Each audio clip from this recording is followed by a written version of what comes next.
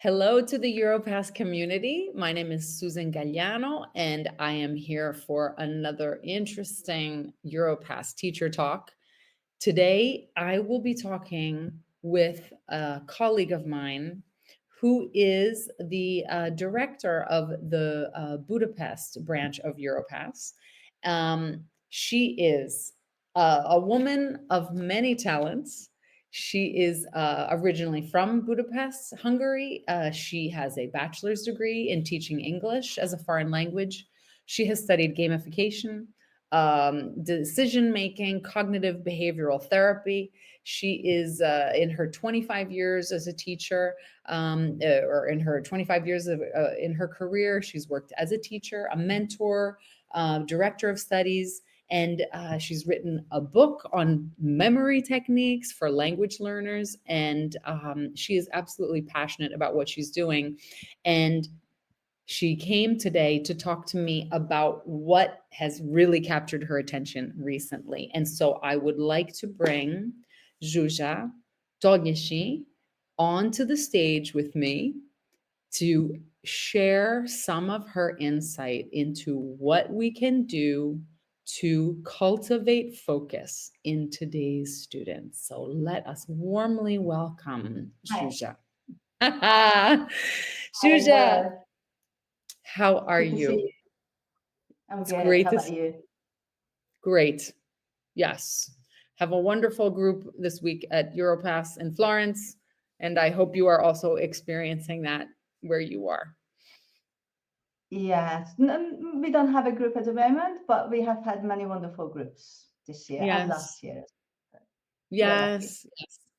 It's and as you probably know, in these chats that we have here on YouTube, it's an opportunity for people who follow our channel to be able to go to dive more deeply into topics Mm, that are of primary importance right now in education, with people who have experience like you do, and also have that insatiable curiosity that you have. That you are one thing that I can say through our conversations that we've had is that you are truly walking the walk and talking the talk when it comes to trying to find focus and inspiration. And so mm, I thought we could really use a conversation for the teachers and the teaching staff that we're working with that has to mm, do with focus.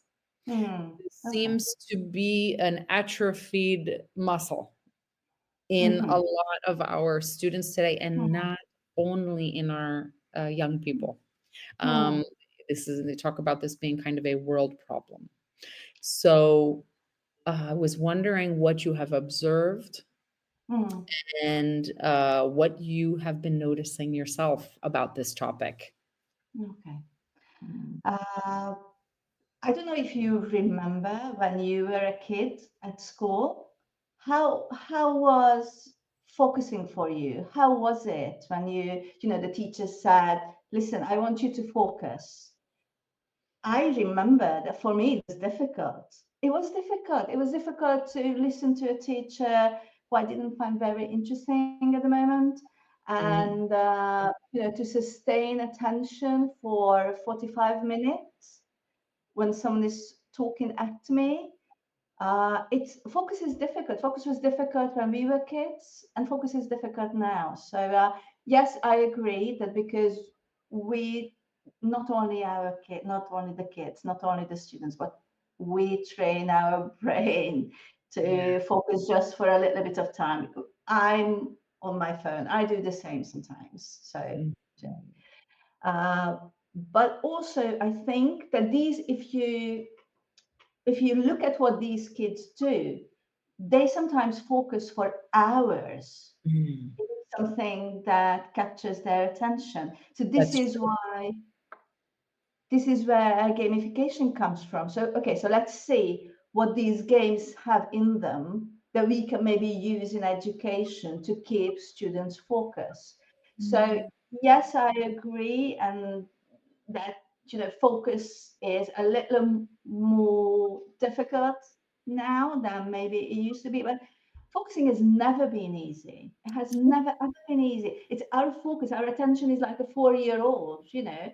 It wants to find something that's entertaining. It wants to find something that engages it. If Uh-huh. there's nothing like that, then we will find something interesting. And it's kind of it's evolutionary, isn't it? If you want to focus on things that are new, are interesting, are somehow they ask a question and then you have to answer. So if there is something that's very monotonous, it's Mm. not changing, it doesn't make you work, then you will find something that will, because that thing is not a threat, that is not something that you can eat, it's not something that will give you warmth, it's just something there and it's monotonous, and you will find something that you will have to pay attention to. Uh-huh. So what you're saying is that even if there has been a little bit of a decrease in, Mm, let's say, attention span, okay, okay. because we have, in some way, we've been training our brain to receive a lot Mm, of different kinds of novel yeah. stimuli. But you're also saying that we have some power over this. I think we do. Yes, we ourselves have power over this, and Mhm. we as teachers have tools that we can use if we understand how attention works. Attention wants to be engaged, and Okay. attention is engaged if there is something it has to work with. Video games. Video games are the things that capture attention. What students are doing, or we doing when we are just scrolling, we are not paying attention. That's not attention. Mhm. Because if I asked you what did you look at on your phone, you would probably not remember a lot. It's not real attention. So attention wants to be engaged, and attention wants to be, and it wants to work. If we make it work, you can make it focus for longer and with a better result more effectively. So it has to work. Yes. And what kinds of things make it work? Like, say, you are in a classroom with, Yeah. I don't know, if you're working with middle school, we would call those middle schoolers, the ones that are notoriously very interested in each other, and they're not that interested in you. As a matter Yes. of fact, what the entertainment is how to sabotage you. Mm, So mm, that, and so I'm just wondering, what is it that you're imagining when you say that focus needs work? It sounds yeah. like a challenge. It needs a challenge, yes. So first of all, let me address that the students are not interested in you. Yes, obviously they are more often not interested in you than they are. But I think that cultivating an atmosphere, a culture where listening to each other and paying attention to each other at least for the sake of the relationship. I Mm. think that's part of the magic. That's part of the challenge, to have the kind of relationship with your students that they, if you say, listen, guys, give me 5 minutes of your attention, and then Mm. we can do something else. So I think that's part of it. The other thing you can do, or the other things you can do, is make them curious Mm. somehow. Mm. I Mhm. don't know, maybe ask a question at the beginning of the class and say, listen, I'm going to give you the answer only at the end of the class. Like, Susan, I'm going to prove to you that repetition is not the mother of knowledge. Just because we repeat something, we're not going to learn it. Mm. Let's talk a little more, and then I will prove it to you. So just give a little teaser. Use marketing strategies. Give a little teaser, and then give them the answer at the end. But of course, you have to word it in a way that it's interesting. You have to be the marketing expert when you are teaching, right? You have to sell your stuff. You have to show that it's interesting, and you need a little suspense. So, when a teacher as marketing professional, okay? Hmm. So they and you talked about how a marketing professional needs to come up with some type of a teaser that would get people's attention, so that that would keep their attention till the end. So a Yes, so teaser of they will be looking for the answer. They will be looking for the answer. Or when we use the technique pre-testing, hmm, is when you're going to teach something to the class, but you're going to give them questions on what you're going to teach later, which sounds a little crazy, but it's a really good technique. for Make them example? like I don't know. For example, in my course that I teach, we have some myths.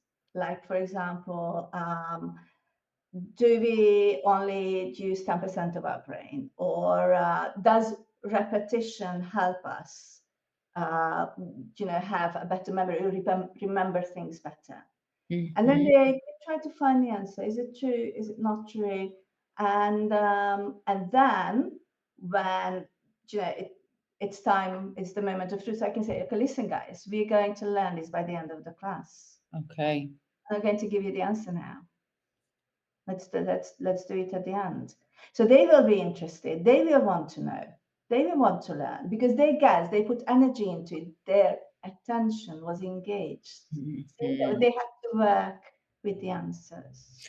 And when you ask them these questions and you want, say these are some of these are myths that are often repeated, Hmm. generally held as true. And you would then ask them to think about it. Would they talk about it in pairs? Would they Yes. need Yes, I would ask them to talk in pairs, come up with their answers, share it with the others. Let's vote. to Yes, no. What do you think? How many let's answers do you think you got right? Let's guess that as well, and then we will see what happens. Yes, You and know, then could be fun even on the board to write this, how many thought this, how many thought that. And then there's even that little bit of like, it's a game. it can be, yes, it can be a competition. Yes, Mhm. absolutely. Right? Or yeah, so I think guessing is always an excellent way to engage attention and then Yeah, try to keep the attention as much as possible throughout the class.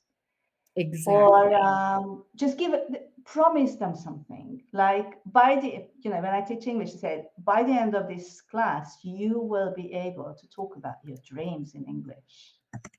So let's do that. Let's see. What dreams do you have? Okay. So but by the end of the class, you will be able to express them in English perfectly well. And then we learn about Exactly. conditioners or whatever. Yes. I have, yes, even being able to say even something that's a little weird. I was thinking, Yes, something yes. like, okay, by the end, you will be able to talk about your dreams in English, or it could be even something like, by the end, you'll understand why. I have no idea why Okay. monkeys don't have wings, No, because you're going to talk. exactly. Yes, yes. Or there is a moment in the course when I do the brainwaves learning course where I say, listen, guys. Uh, at the end, in the last bit, I'm going to teach you the coolest memory trick in the whole world. But you have to do the work now, and then you will have to come back after the break. But Uh, and now we do, and I'm not going to tell you what it is. You have to come to the course. Very interesting. And so I notice that the delivery of how you say these things is also part of the intrigue. I think it is. Because you need to believe in what you're saying. So if it's magical that's going to happen at the end of the class, then you have to say it in a magical way. I had this mentor who told me about a class she observed at the primary school, and the teacher was saying, listen, guys, we're going to play a game. And the game is that I'm going to say a word and you're going to write it down. So let's do this.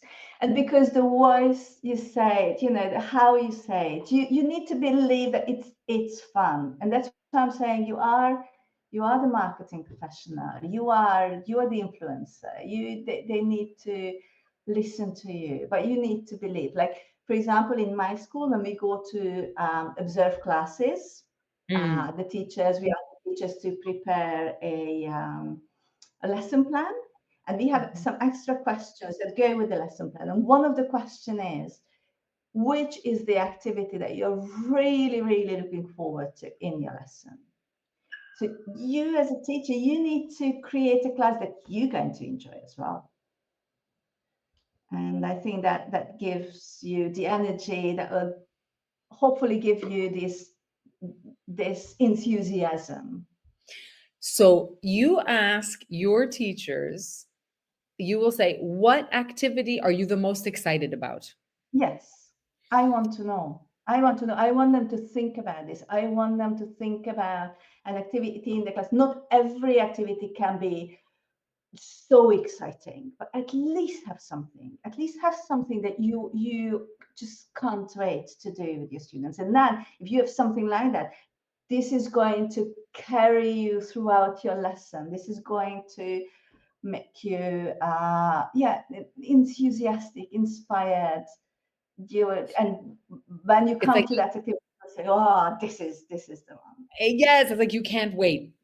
I've got Exactly, exactly. and Yeah, so you are talking about something that is so, uh, it's like, what makes the teacher come alive is going to ignite the environment in the classroom.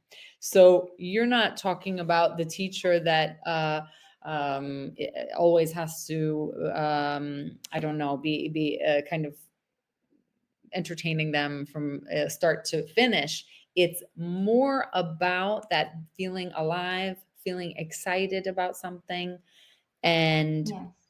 I think that's delivering. entertaining. Mhm. Tell me.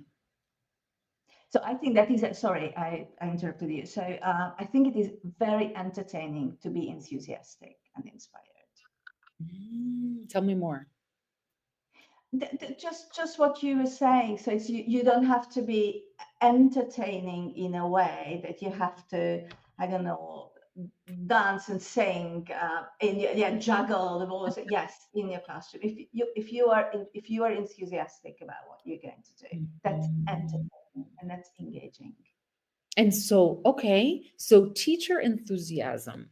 And tell me something, what is getting you excited these days? What's inspiring Zsuzsa?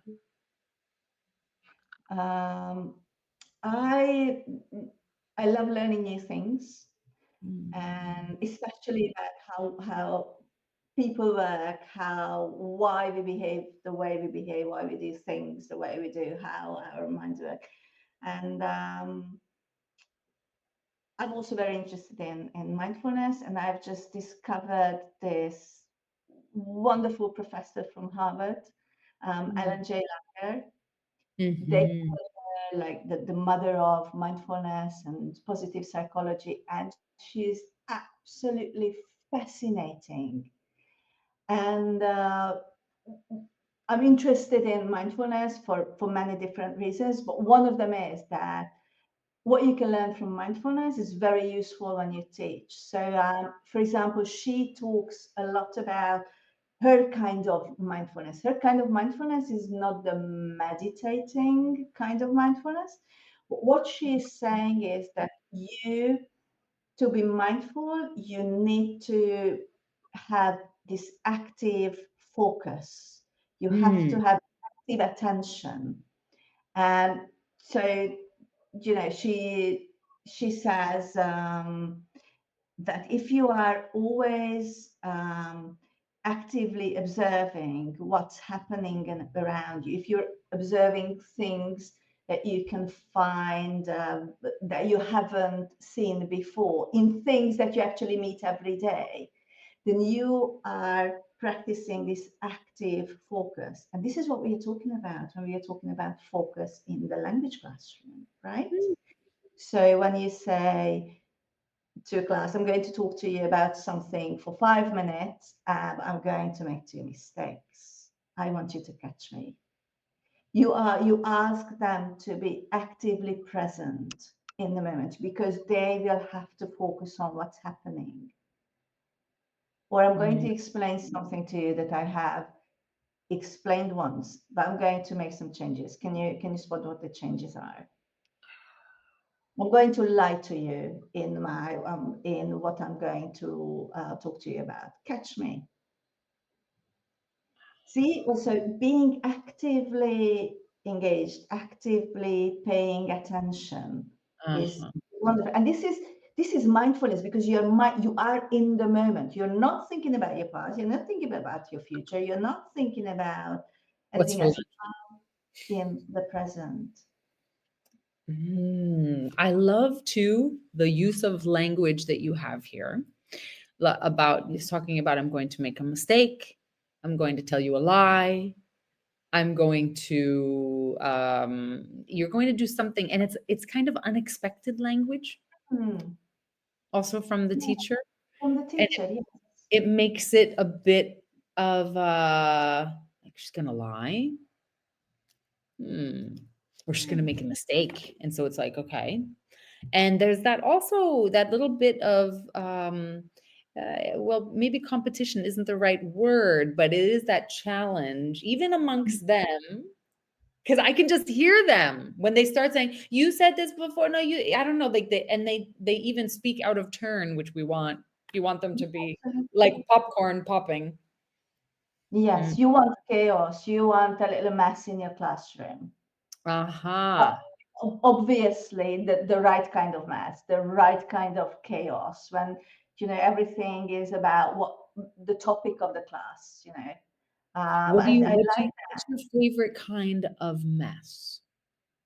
How do it you know when it's the right kind of mess in your classroom? when I say something like discuss this or find the answer to this or what do you think about this or come up with solutions to this or whatever, talk in pairs, and then they're getting louder and louder, and I like to put some background music on, Mhm. partly to use it as a music wall between the pairs so that they don't overhear each other, but partly because when you have a little music, people start to speak more loudly. And when you're more loud, you're becoming a little more confident. And I think it has a very positive effect on how students, especially when I have to do a lot of courses where people have to speak in English and that's not their mother tongue, so they are a little reluctant. But if you have to speak up, you have to be a little louder. It will give you a little more confidence. Amazing. So I love that kind of mass. I love doing mingling activities where everyone Which has to stand up. I put on some party music, and then they have to go around and ask questions and find out opinions and find out about each other. I love that, and I think mm. that's the right kind of mess. I like when they are loud. So, it's Be like what sit down and be quiet. Not that. no, that's the opposite of what we need to do now. Also Yes, because you know what, Zsuzsa? They go home and they sit down and they're quiet now. yes, it's true, isn't it? Yeah, There's a yeah, bit yeah. of that, you know? Yeah. So I'm communicating on another level, okay? Not to demonize technology, but it's just sometimes they seem to have had less practice with that kind Hmm. of. Sometimes I call it that productive noise, but I like the way you said it better about the mess and Yes, the I fact like that that. there's that really productive buzz and the what you said about music creating well, first of all, it kind of envelops the group, and this fact that they have to speak louder, had never thought of that, and I'm going to use that tomorrow. Good, good, good. Okay, tell me about it. Tell me how it went. So yeah, so we started to talk about focus, right? Yes. how we need focus, and focus needs a challenge. If there is no challenge, you can't sustain focus. Okay. You can't. And I told you to do, yes, that we were going to do a little experiment. So I'm Well, going yes, to let's do prove an to you. experiment and see if I'm a good pupil. Okay, so let's see. So what I'm going to ask you to do is to draw a €2 coin. And I would like to ask you to draw both sides and go into details, like draw all the details. Okay. Okay, I I'm glad that you look a little shocked All because right. I think you're going to prove my point. Okay, so I have to draw a €2 coin. Yes, both All right. sides. From memory, of course. Oh my God. Yeah, Okay. I know. I can be All really right. horrible. So I don't know, maybe it's about that big. I'm drawing it and then I'll show you my Okay, amazing. Uh, then I feel like good, good, it's good, sort of good. like this, and then I have to draw both sides. Mm-hmm. Both sides, like, okay. And then I feel like there's a little something happening over No, no, it's here. fine. And then maybe on the other side, oh goodness, there's like some type of, I don't know, like, oh, there's some, okay, Juja, are you ready for my Yeah, yeah, amazing? yeah. Yes, I'm ready. I'm ready. I don't know. I I love. did Oh, beautiful. I love it. It's a piece of art. It's a piece of art. It's a piece of You're art. It's a piece of you are art. really, I mean, Yeah, I just know that there's a 2 somewhere, and then there's, I like, have some to be. words scribbled Yeah. around, and then I it seems to me that, I think on all these coins, they have, different, monuments or things from different countries, but I never Yes, look. it can be different. Yes, but listen, how many times have you seen it? Ah, I mean, I don't know, just about every day. Just about every. So how come that this is so difficult to draw? You have. It's like when you keep repeating something, you're revising, you repeat, you look at it again, and you look at it again, and you look at it again. I mean, logic says that you should be able to draw it perfectly well, or you should be able to remember it, but you Mm, don't, do you? No, no. because Why? there was no focus. There was no focus. There was no focus. And when something is not interesting and we are not um, attending to it with this curiosity and with this engaged focus, we're not going to remember it. It doesn't matter how many times we see it. Mhm. It's going to be very, very difficult to retrieve it from memory. But if I say to you, I would like you to have a look at this coin and find something that you would like to change about it. Like the real coin, of course. I have one. Should I Okay, take find something. Yeah, find something that you would change about. If you could, you would change Oh my about goodness. maybe the number and make it 1,000. And I Mhm. will show this just for any of our it's gone. I was going to say our non-EU um, viewers because they might not be familiar with it. So here I have my €2 coin, and so there's you would like for me to focus on something that I would change. Is that right? Yeah. What would you change? You have the power to change the €2 coin for everyone in the European Union. Wow. Okay. Well, I think what I could do, maybe I would put the 2 in the middle. Put the two in the middle. Okay. Yes. And then put like sun rays all around it. I don't know. Excellent. Make it a little bit, I love it. I love it. Instead of what you can see now, which is It's a little off center, and then it's like small details. I can't see them very well. yeah. Okay. I could ask you, what is it that you especially like about it? About the what I did. About no, no, about the real coin. Oh, okay. I could Something also ask you, yep. uh-huh, yeah. I could tell you something I like about the real coin is I like the stars that they have, Mm, that it has all mm, around it. That makes me think of the flag of the European Union, and I mm. like that. Yes. I like that That's symbol. lovely. Okay. One thing, last question. One thing that you've never noticed on the 2 euro coin. One thing that's, oh, is it there? Or is it placed like this? I never noticed it. So, something that I've never noticed, Mhm. and I need to do this, right, Jujan? Mhm. Because, so I don't know if I'm seeing this correctly, Okay. but it looks to me like there's a map of Europe that's like raised.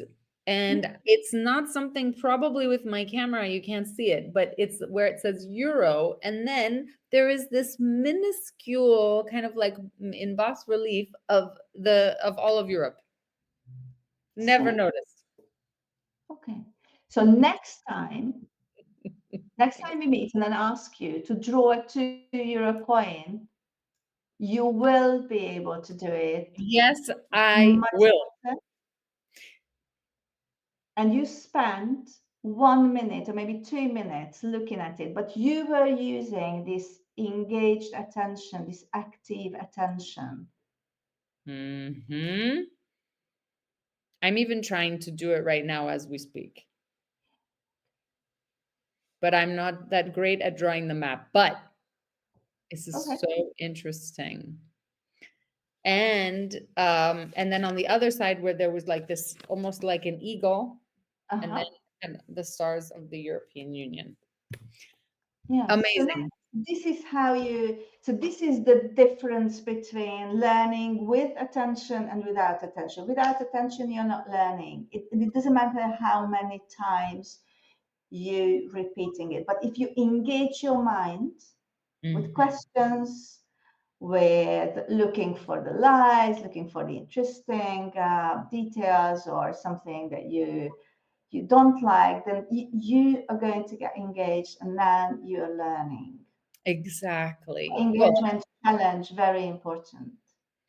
it would be so interesting to think about, to even have a brainstorming session with myself, with you, with colleagues, sort of like about what is an aspect of our lesson, some of our lessons in the next few days, where we would ask um, our students to do something like that. And it's just something very small.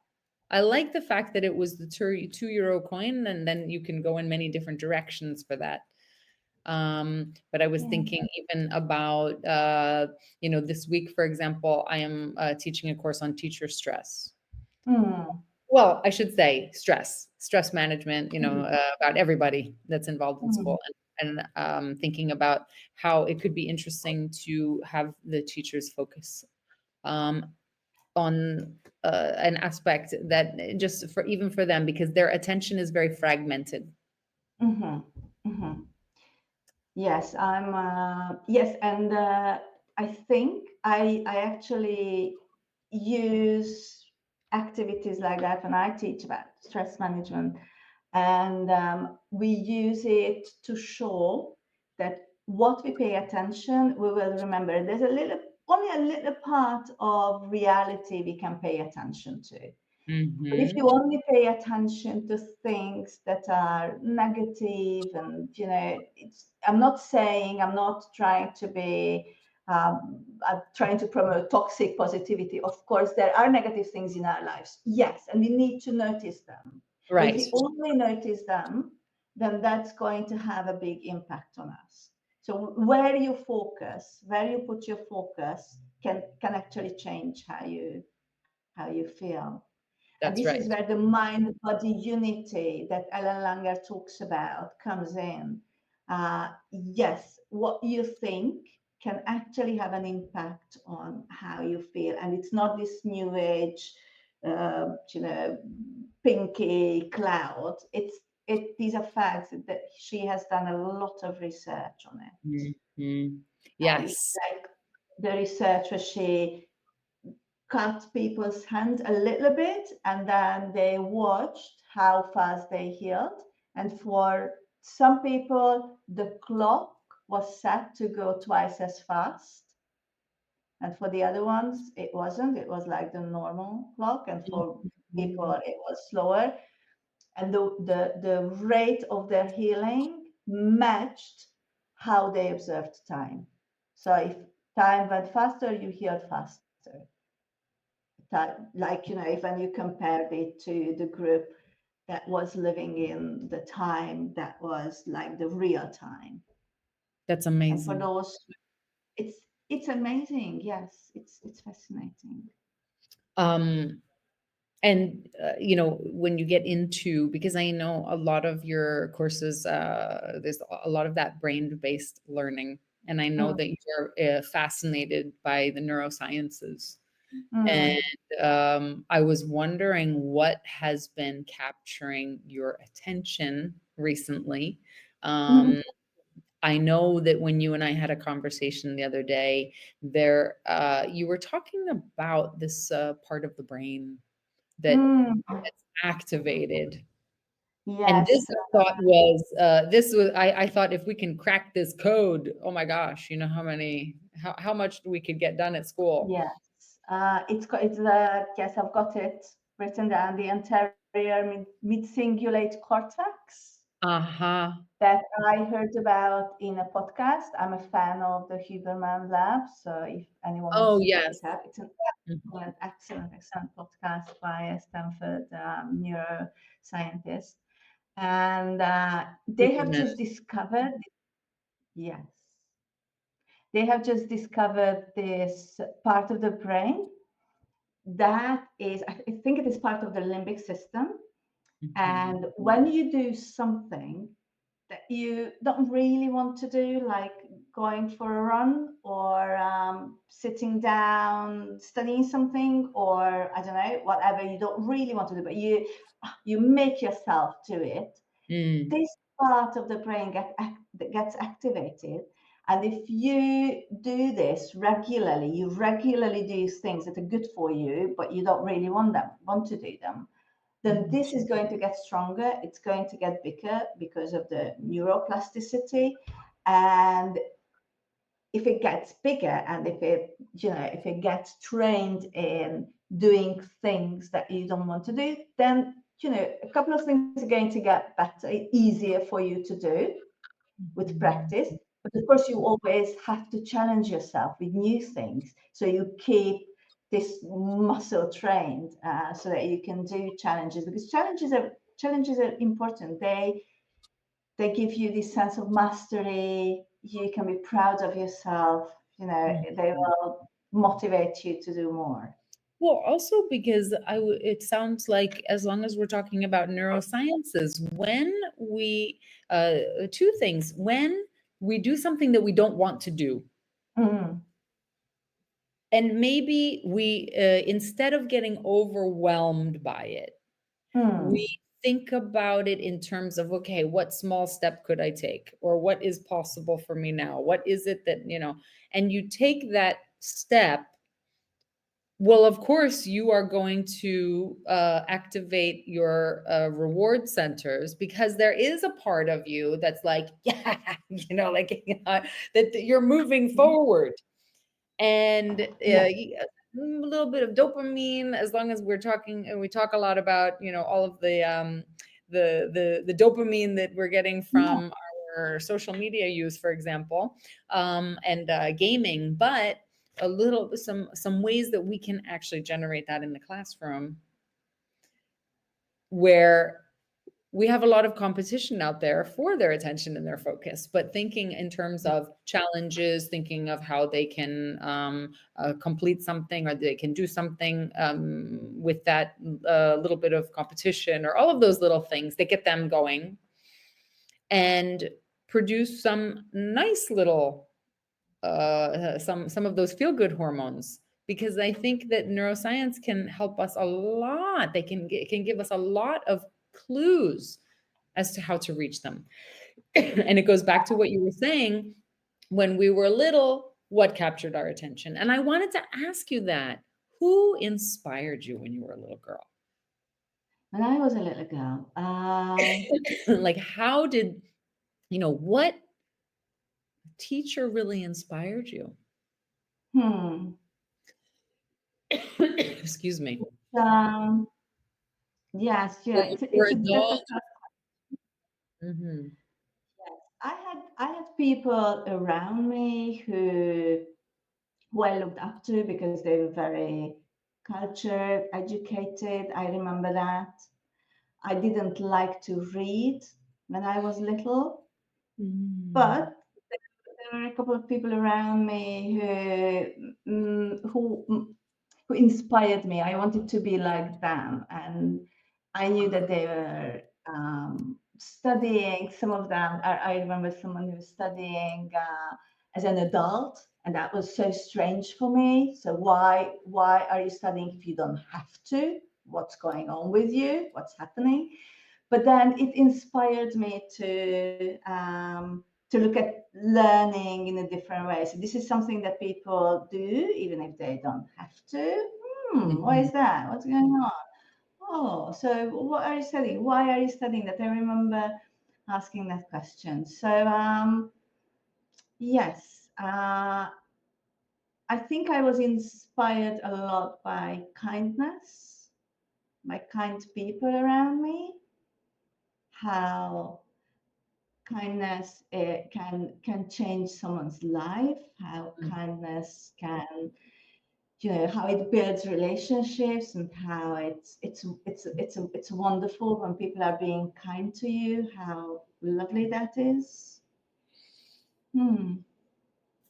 And Yeah. it sounds like what you have been describing this whole time is a way of being in the relationship with your students in the classroom that has to do Hmm. with a bit of that kindness, that ability to know what makes you come alive, and Yeah, that what gets you excited and inspired, and to know how to deliver, use your communication to make things sound fascinating. I try. Yes. Mhm. Yeah. Well, Yeah. you Yeah. do Yeah. you do a good job. But it sounds like what you're saying is, in addition to some actual tips and strategies, that again, the human is still one of the most interesting things in town, in spite of all of the other things that are pulling us in another direction. That the actual human in front of you still has a tremendous influence over how we can keep that focus. So, complaining about it, oh, pay Hmm. attention, it's not going to Hmm. work. It's not gonna work. Yes. Absolutely. Yes. I Yep. agree. Yeah. Yes, well, that's what I am taking away from this conversation, Shusha, and along with some things that I want to think about and incorporate more of, especially Mhm. things about how to just say some unexpected things in the beginning of the lesson.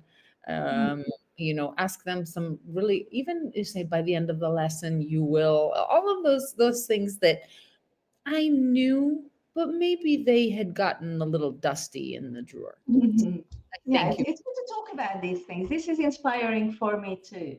very, very. And I don't, and something that happens a lot at Europass is that teachers are they don't realize how much they needed to be able to sit around and talk about our craft and Yes, reflect.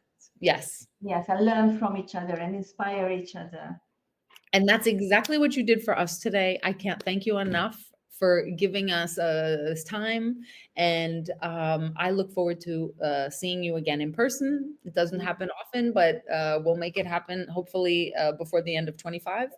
Yeah. And I thank everyone who is watching us. And you can find Juja and you can follow her courses in Budapest. Or Beautiful city. Ljubljana, we have Ljubljana That's right. In Center as Slovenia. well. That's Yes, right. And lovely. just, we were thrilled to have you, and hopefully we will be able to do this again.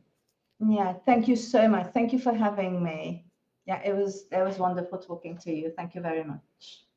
And thank you to our Europass audience, and we will see you Absolutely. again very soon with an interesting conversation about positive education on our next Oh, time. I can't But wait. not the toxic kind. No, So no. take care. You too. Thank you very much. Bye.